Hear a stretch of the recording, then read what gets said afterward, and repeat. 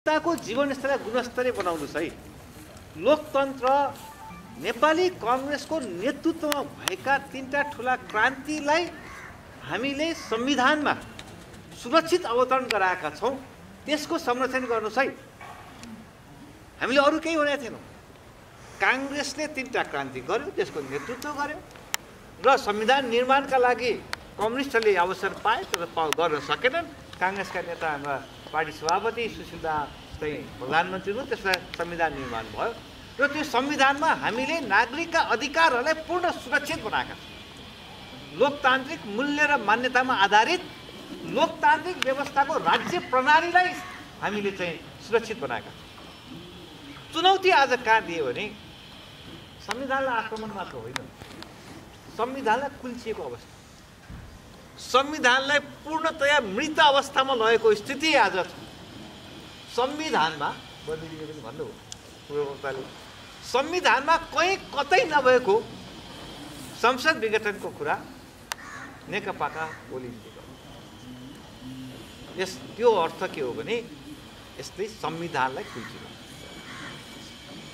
र नेपाली कांग्रेसले प्रश्न पनि आउँछ, धेरैलाई जिज्ञासा पनि छ। आज नेपाली कांग्रेसले यसका विषयमा के विवाद छ, के छ, बहस छ भन्ने कुराहरू पत्र पत्रिकामा पनि छन्, साथीहरूले पनि प्रश्न गर्छन्।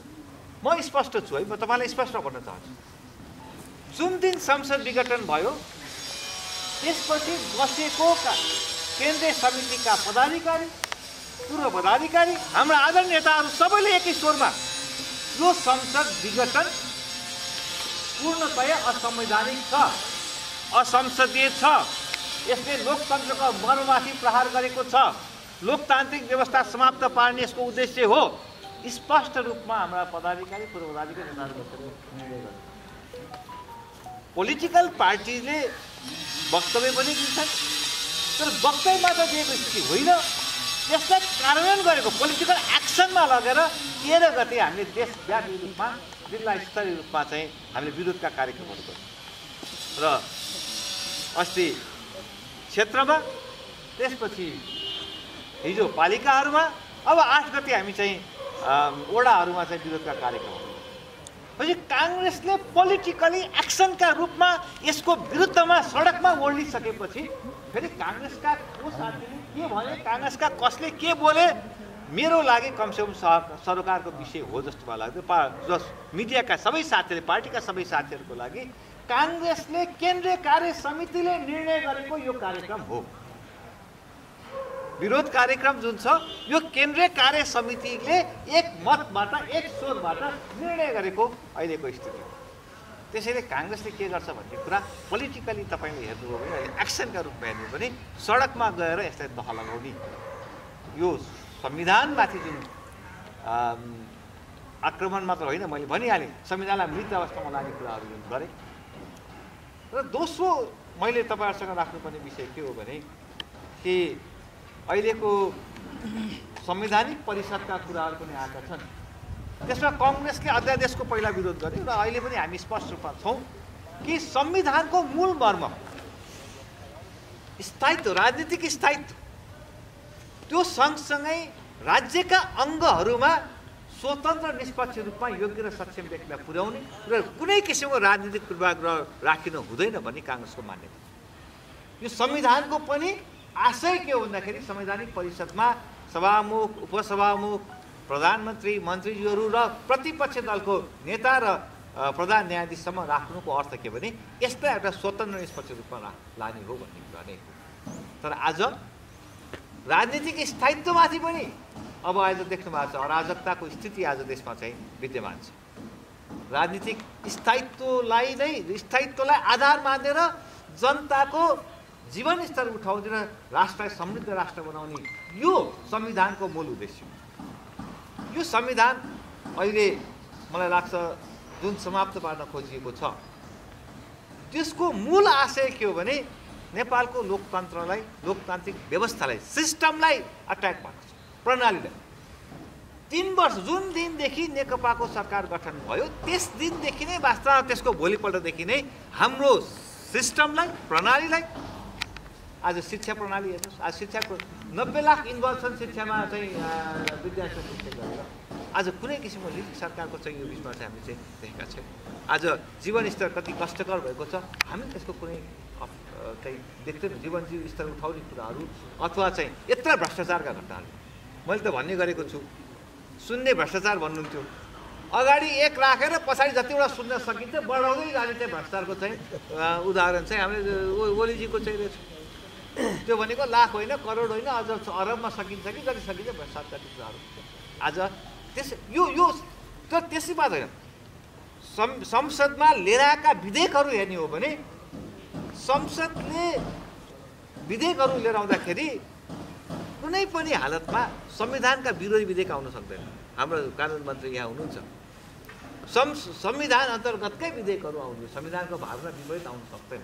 तर विधेयकहरू आएका हामीले हेर्ने, भ्रष्टाचारका कुराहरू हामीले हेर्ने हो भने अथवा लोकतान्त्रिक संस्थाहरूमाथि आक्रमण हेर्ने हो भने सुरुदेखि नै हामी के पाउँछौँ भन्दाखेरि कि यो संविधानलाई चाहिँ समाप्त पार्ने खेल, लोकतान्त्रिक प्रणालीलाई समाप्त पार्ने खेल। नेपाली काङ्ग्रेसले मात्र होइन, आम नागरिकले एउटा लामो सङ्घर्ष 75 वर्षभन्दा बढी लामो सङ्घर्षबाट प्राप्त गरेको प्रणाली छ।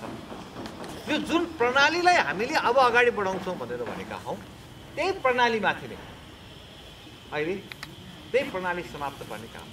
त्यसैले यो कदमलाई हामीले सशक्त रूपमा देशव्यापी रूपमा हामी विरोध गर्छौँ। यो कदम सच्याउनका लागि हामी चाहिँ के भन्दाखेरि सडकबाट आम नागरिकको सहयोग, आम नागरिकको शक्ति लिएर नेपाली काङ्ग्रेसले यसलाई सच्याउँछ भन्ने कुरा म तपाईँहरूसँग आग्रह गर्न चाहन्छु। हामी प्रश्न पनि गर्छ, होइन तपाईँहरू नागरिक कहाँ जाने भन्नुहुन्छ, कोसँग माग्नुहुन्छ? हामी त नागरिकलाई चाहिँ शक्तिको केन्द्र, अन्तिम निर्णायक शक्ति कहाँ छ भन्दाखेरि नागरिकका बिचमा छ। त्यसैले हामी नागरिकका बिचमा जाने, नागरिकका कुरा सुन्ने, नागरिकलाई आफ्नो कुरा भन्ने, यो कुराहरू आज हामी गर्नेका छौँ। आज नै पत्रकार साथीहरूलाई तपाईँलाई धन्यवाद पनि दिन चाहन्छु कि तपाईँले यो कुराहरूलाई, मुद्दाहरूलाई धेरै उठाइराख्नु भएको छ। यसले यो अहिलेको वर्तमान राजनीतिक परिस्थिति एउटा मूलत अहिले के हो भने देशको भावी सन्ततिलाई अनिश्चिततातर्फ, देशको राजनीतिलाई अनिश्चिततातर्फ र लोकतन्त्र समाप्त पार्ने जुन खेलहरू छ त्यसका विरुद्धमा अहिले नागरिकलाई हामीले यो कार्यक्रम किन सम्पन्न गरेका छौँ भने नागरिकहरूलाई यस सम्बन्धी हामीले जानकारी। नेकपाको सरकार गठन भएदेखि नै भ्रष्टाचारका कुराहरू के भए, सुशासनका नाममा कस्ता चाहिँ कुराहरू भए, यी कुराहरू चाहिँ अहिले आम नागरिकका बिचमा र यो अहिलेको संसद जुन विघटन गरियो यो चाहिँ कहीँ कतै नभएको, कहीँ एक शब्द लेटर एन्ड स्पिडमा कहीँ कतै केही पनि कुनै पनि छैन। त्यसको विरुद्धमा अहिले हामी चाहिँ देशव्यापी रूपमा चाहिँ आन्दोलन चाहिँ अगाडि बढाउँछौँ। हामी आग्रह गर्छौँ तपाईँहरूसँग, यसलाई सशक्त बनाउनको लागि तपाईँहरूसँग पनि हामी आग्रह गर्छौँ। मिडियाको धेरै ठुलो रोल, एउटा आदरणीय हाम्रा पार्टीका साथीहरू हुनुहुन्छ, कम्युनिस्ट आयो भने एकदमै धेरै ठुलो प्रगति, धेरै ठुलो हाम्रो चाहिँ ओलीजीको भाषण एकदमै ठुलो र राष्ट्रवादका कुरा, आज राष्ट्रता पनि कमजोर भयो। अहिले हाम्रो बलजीले के भन्नुभयो, कुनै पार्टीको भातृ संस्था हो र हाम्रो देशको चाहिँ पार्टी, एउटा भातृ संस्था जस्तो गरी अर्को देशको पार्टीले उसलाई निर्देशन दिने, प्रभाव पार्ने, दबाब दिने काम जुन भएको छ, यसले हाम्रो सार्वभौमिकतालाई भोलि आज आउँछ कि आउँदैन भन्ने एउटा गहिरो प्रश्न, गम्भीर प्रश्न हाम्रो सामने छ। हाम्रो नेताको विवेकले काम गर्ने हो नि त राजनीतिक दलहरू, हाम्रो आफ्नो जे हुन्छ होला, हाम्रो समस्याहरू आफ्ना होलान्, सबै चिजहरू। तर कुनै देशले यदि नेताको विवेकलाई ढक्कन लगाइदियो भने भोलि देश कहाँ पुग्छ, यो सार्वभौमिकतामाथि हामी चाहिँ प्रश्न। आज तपाईँहरूलाई थाहा छ, एउटा टेलिभिजनमा आयो, प्रधानमन्त्रीजीको चाहिँ ऊ पनि सुनियो, राम्रो कुरा गर्न जान्नुभएको छ, ठुलो कुरा गर्न जानुभएको छ, कुरा त कति गर्न जान्नुभएको छ, कति कामको परिणाम मात्रै सुन्ने उहाँको। अहिले सगरमाथा समेतलाई चाहिँ के भन्दाखेरि के नाम राख्नुपर्छ भन्ने प्रश्नहरू चाहिँ उठिरहेका छन्। किन यस्तो किसिमले भयो भने हाम्रो कूटनीतिक रूपमा हामीले हेर्नुहोस्, सारा सांसदका सबै बसेर 100% के गरे भन्दाखेरि ल लिपुलेख लिम्बाधारा हाम्रो हो भनेर सबै। तर त्यसपछि सरकारले कुन चाहिँ कूटनीतिक चाहिँ अहिले गरिदिनु पनि भन्नुभयो कूटनीतिक रूपमा चाहिँ त्यसलाई भूमिलाई प्रयोग गर्दा नेपालको भूमि हो भने खालि हामीले नक्सा कोर्दैमा नक्सा बनाउँदा त होइन, त्यसलाई प्रयोग गर्न पाउने गरिकन कतिवटा के कूटनीतिक प्रयासहरू भई आज प्रश्न चिन्ह उभिएको छ। प्रश्न चिन्ह गर्नुपर्छ किनभने यो राष्ट्रियतालाई राष्ट्रवादको नाममा आएको यो सरकारले राष्ट्रियतालाई कमजोर पार्ने काम मैले त भन्ने गरेको छु। जनतासँग खेलवाड गर्ने अधिकार चाहिँ यो सरकारलाई कुनै पार्टीलाई छैन। आज अफगानिस्तान किन अफगानिस्तान बन्यो? 33 सालमा बिपी कोइराला गणेशमानजीहरू यदि देशभित्र नआइदिएको भए आज यो देश पनि अफगानिस्तानको स्थिति आउँदैन। दिन दहाडे चाहिँ बम र बारुद पड्किने स्थिति चाहिँ हुन सक्छ। यो कतै अहिले जिस्किँदै अहिले जुन किसिमले जिस्किने जुन किसिमको भाषणहरू हामी सुन्छौँ, जुन किसिमको हाम्रो चाहिँ कूटनीतिक असफलता चाहिँ हामी देखिरहेका छौँ, यो एउटा देशसँग नजिच्छु नि अर्को देशलाई यो गर्ने यो भन्ने जुन किसिमका कुराहरू रहेछन्, यसले किसिमले राष्ट्रियता पनि कमजोर बनायो, हाम्रो समाजलाई कमजोर बनाउने। मिडिया विधेयक तपाईँलाई थाहा छ, मिडिया विधेयक लिएर आए। नियतै पहिलेदेखिको के देखियो भने कि मैले नेकपाको अरू नेतालाई पनि भन्ने गरेको छु, तपाईँहरूले पनि त्यही बेलामा कन्ट्रोल गरिदिएको भए सायद यो आज संसद विघटनको स्थिति आउने। त्यसैले अहिले देश ठुलो सङ्कटमा छ। यो सङ्कटका बेला हामी नेपाली कङ्ग्रेसका साथीहरूलाई आदरणीय साथीहरूलाई भन्न चाहन्छु कि सङ्कटका बेला काङ्ग्रेसले नै हो यो सङ्कटको समाधान गर्नु। र काङ्ग्रेसले यो विशिष्टता काङ्ग्रेसको के हो भने लोकतन्त्रको पर्याय हो काङ्ग्रेस। यो देशमा लोकतन्त्रमाथि कतै कहीँबाट आँच आयो भने हामी त्यसका लागि लड्छौँ भन्ने चाहिँ हाम्रो विशेषता, हाम्रो क्यारेक्टरिस्टिक भन्छ नि, काङ्ग्रेसको क्यारेक्टरिस्टिक चाहिँ। त्यसैले काङ्ग्रेस यो अहिलेको जुन कदम छ नेकपाका प्रधानमन्त्री हाम्रो चाहिँ ओलीजीको, यसलाई हामीले ठिक ट्र्याकमा ल्याउन आवश्यक छ, संविधानलाई ठिक ट्र्याकमा ल्याउन आवश्यक छ।